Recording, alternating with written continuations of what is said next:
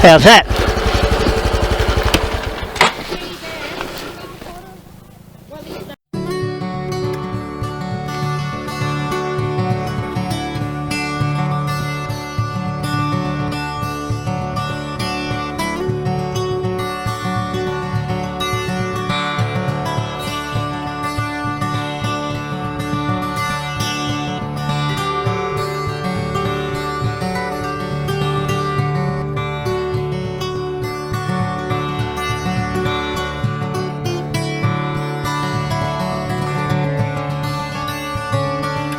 But we just have a quick look at the accessories I've put on this 2020 Honda CT125 undercub trail, whatever one you like to call it, and a couple of them I would say you'd have to think twice about buying or use another alternative, but the majority of what I put on the bike I've been pretty happy with, so I just thought I'd just show you what's going on.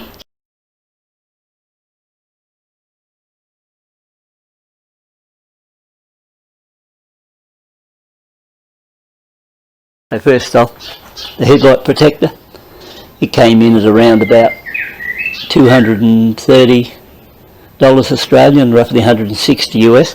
Now one thing about these things, or any of these accessories, when you purchase it from Thailand, and I bought most of them off eBay from Thailand, you might see a difference in variation in price from $20 to $40, and the variation in price is not a fact that you'll be buying them cheaper, but it'll be a fact that how long it's going to take for the delivery. So the ones that are charging you a little bit more for delivery, you'll get the item usually in a little bit over a week, and the ones that are a little bit cheaper, you know, you may be looking at a month or 6 weeks to get the item, could even be longer.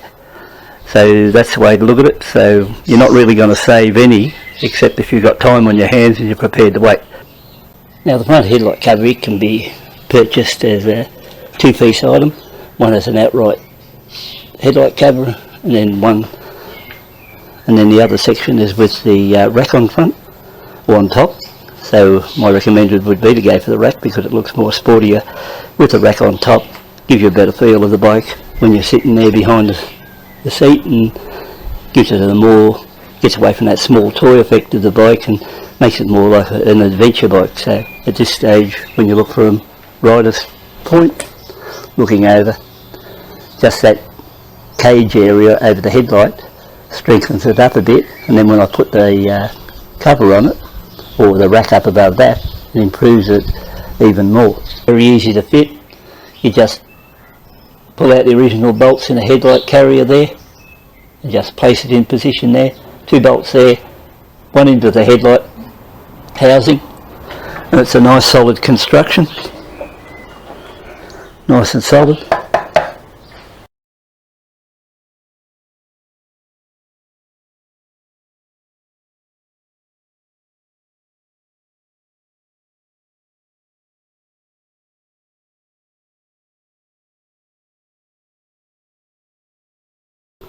So when you see the additional rack on top,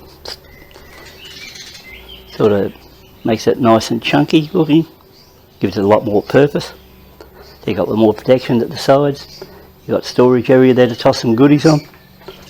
Then when you come to the riding position, you've got a lot more adventure style riding up there now. Sort of makes it look like you're riding something more adventurous rather than a really small 125cc bike. So I think it's a good outlay for the money.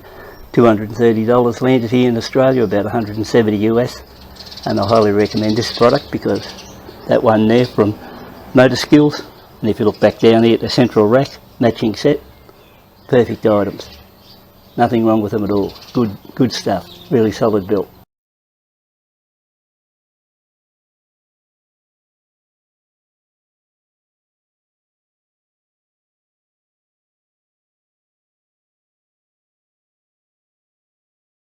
On the accessories, we'll have a look at the front mudguard extenders. Well, I bought those once again from Thailand. They cost me roughly $150, and you can pick them up at a varied price, you know, $20 or $30 cheaper than that, depends where you get them from. They were a little bit fiddly to fit because they arrived with no instructions, and at first I had a few complaints about them, mainly because of the no instructions. they never mentioned at all that the horn would have to be relocated into a higher position, and in doing so I ended up getting a dent in my front mudguard on the first trip out, being unaware that the suspension would come down and belt it there. So that was a little bit of a mistake. It was learnt from that one. Actually I had no idea, but after I've tested this now into some pretty rough terrain, and these have been on now for probably pushing 800 kilometres, I'm really happy with the purchase of these, even though I thought they were highly overpriced at the time. So no complaints to those whatsoever. And if you ask would I buy those again, yes I would, because I'm planning on putting off-road tyres on it and I'll definitely need the clearance. So I'd class these things, even though they're a little bit on the expensive side, I'd still class them as a good buy. So if you're thinking about those, or you're on the fence, and they look nice on the bike too, so it raises that front mudguard, gives it that bit of an aggressive look, and I think overall, you know, we're worth, you know, the few dollars just to have that front mudguard raised, and saves you, once you get into wet and muddy conditions, getting the front one clogged up.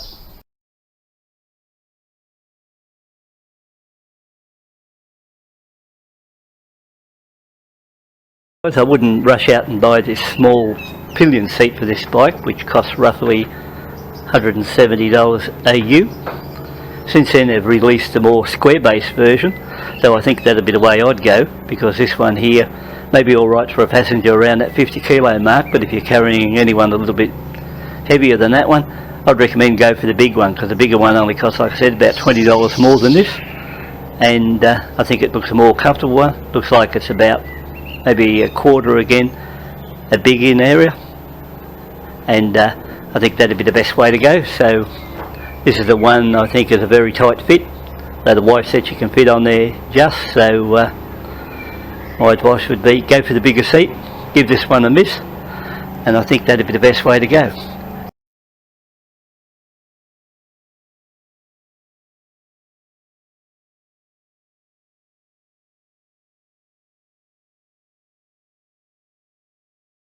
Engine temperature gauge, and it cost me roughly 80 Australian dollars, which I find pretty good value. There are cheaper ones on eBay, but the ones on eBay at a cheaper price I think are nowhere near as good as quality as this supposedly German made one, which actually come from Germany. So it's a nice clear dial. When I've been run the bike so far, the best temperature I've seen it register would probably be around about 85°C, something to that effect, but later on when I get out and take it on a further run, that may go higher than that, but at this stage 85°C is the maximum I've seen it rise to. So once again, it's a good quality unit, and I think whoever buys that would be pretty happy with it.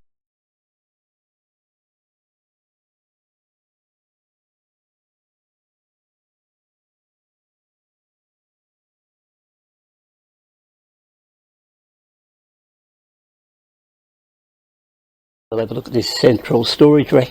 Once again, this is a really good quality item, equal to the headlight protector and front rack, and I'm pretty happy I bought this one. Cost me up around that $200 Australian, or $230 Australian with postage, about 170 US.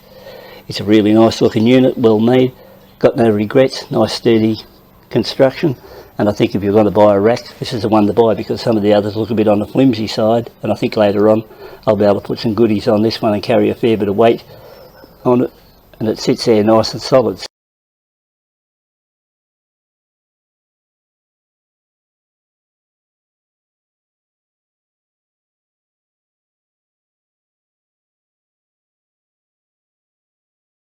It works really well with the rare earth magnets on the base of the plug, but not on this one. So what I have done in the meantime, I found another eBay seller who sells postie bikes, and he's got these magnetic sump plugs, so I ordered one of those, and I'm going to try one of those into this bike, and I'm going to try the system on that one. So if I put the rare earth magnets on the base for that one and they hold better, well, I'm going to get rid of this one and just use that one.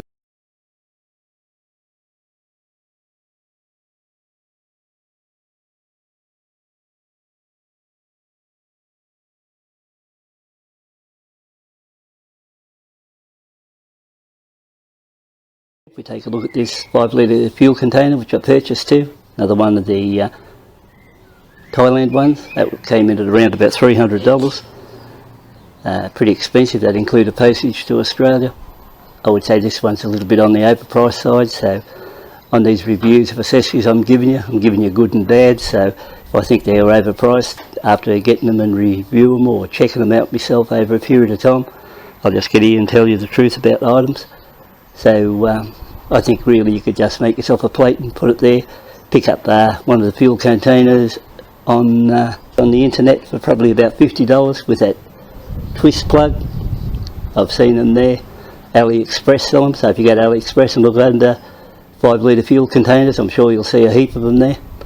And if you get them with the container there where you it'll come with this twist on mount, all you'd have to do then is cut out a flat steel base plate, add a couple of screw holes to it, add 5 central holes to it, and do your mounting across it, and I think you'd save yourself a bit of money that way. So I think that'd be the way you should go in that way, unless you want to fork out $300 AU or pushing a bit over 200 US or roughly 200 US this way.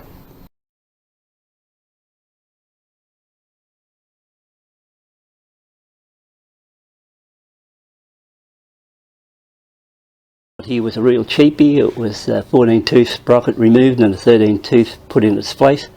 I won't pull the cover off just to show you that, because after all we've all seen a sprocket. It's a fair bit of trouble just to pull it off, just to show you what one looks like when we've all got a good idea what they look like. It worked out particularly well, and I think for the $20 outlay to buy the sprocket, I got really good hill climber performance and a little bit better pickup. And I found that my opinion now is I probably will never go back to the factory 14 tooth, because where I live it's a little bit on the hilly side, and I think this 13 tooth is going to be a lot more beneficial to me.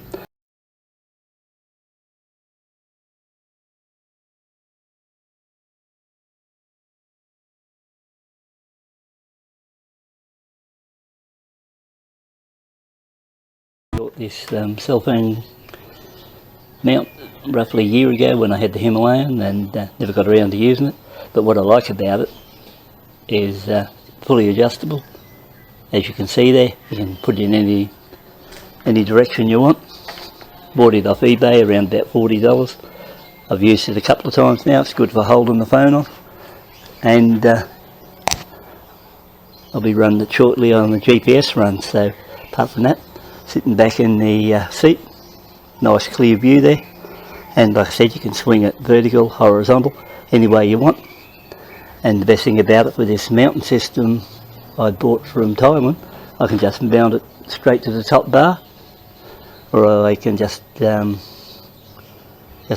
it, turn it to the left, right, whatever way I want, up, down, sideways, whatever way you want to go.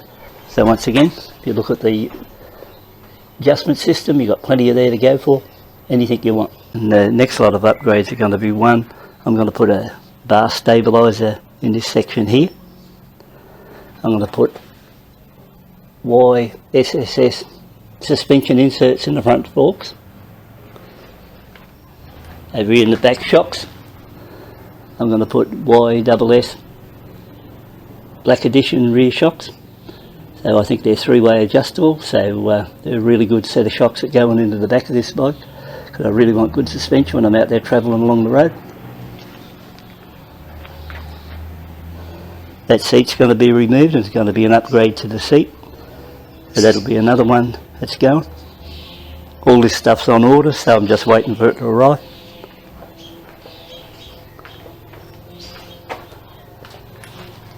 Swing over to this side of the bike.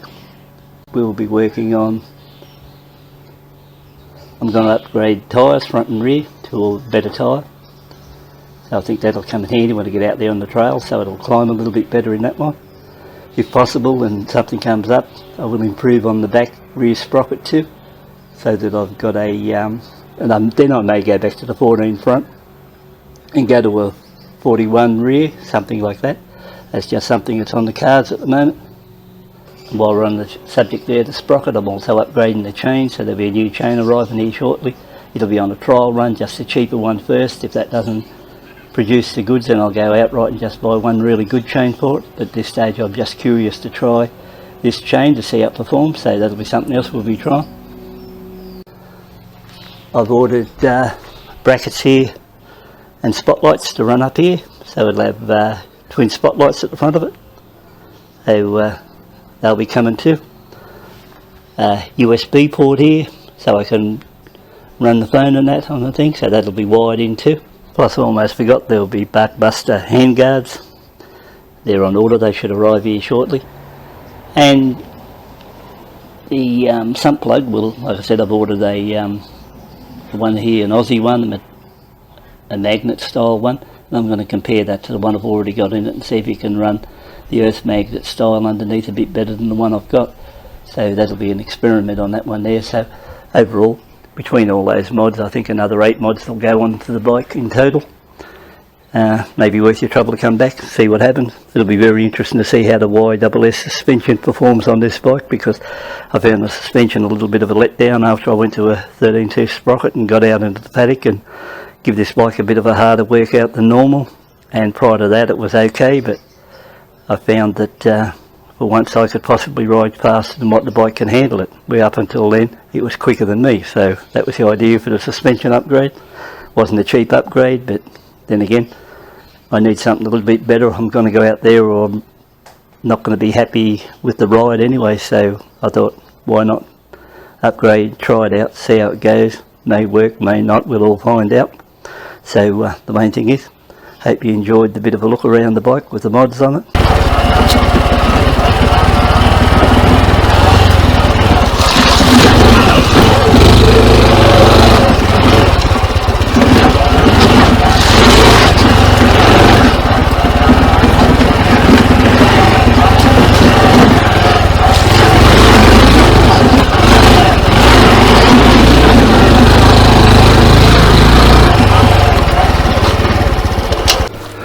So we'll run this, since the first time in the scrub, we're going to take this little bike, even though it's a nice greeny looking paddock, straight up this hill.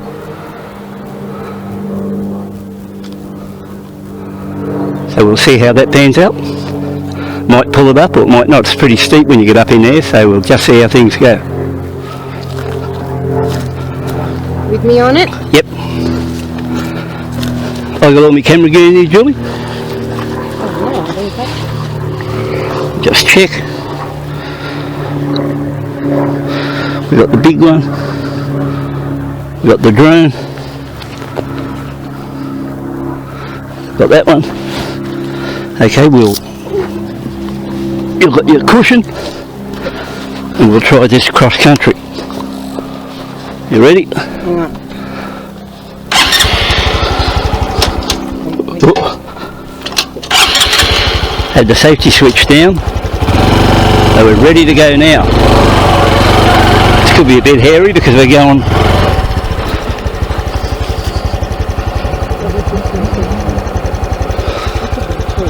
You got your cushion? Okay, so it's an off-road venture now.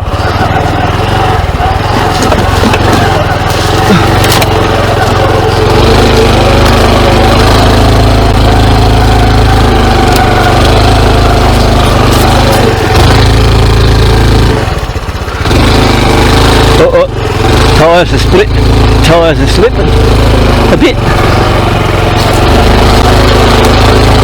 Try to get up here, get a bit of traction.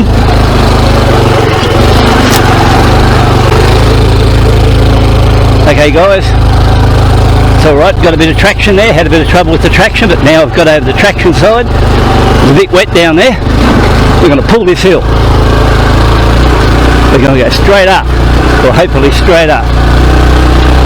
So here we are, and this is 2 up, and it's pretty steep too.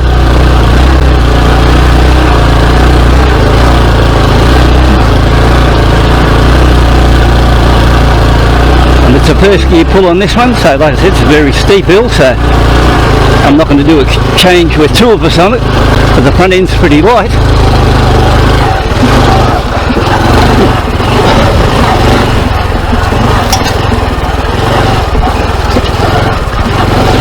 Ooh.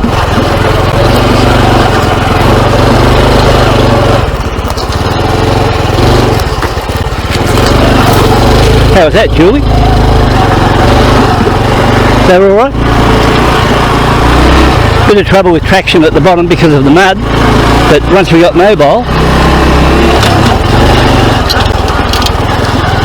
okay, I think I can handle that alright. Okay, forward ho!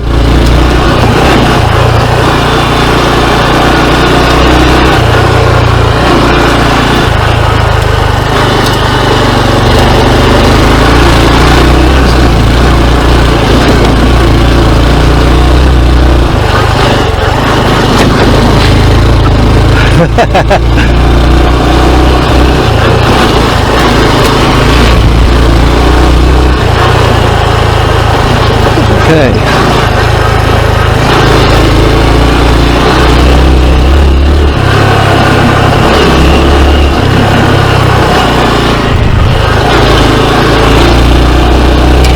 All right, back on the track.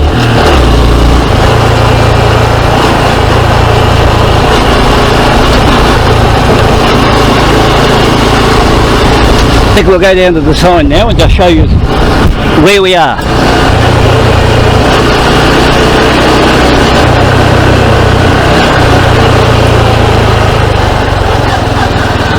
Come on, you old bastard, get over. Worst drivers on the road, the old blokes.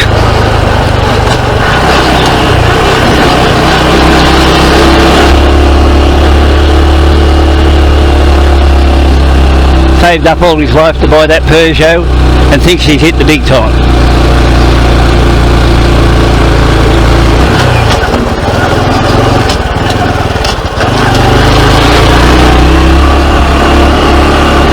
Here we are, riding the dirt. Yeah, I tell you what, it would have been muddy in here a few days back when all this rain hit. Look at that power. Let's give it to it.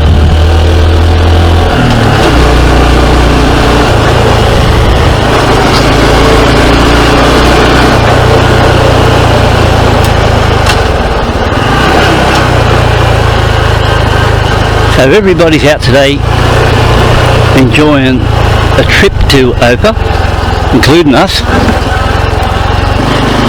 and school holidays hasn't even started, so how's that?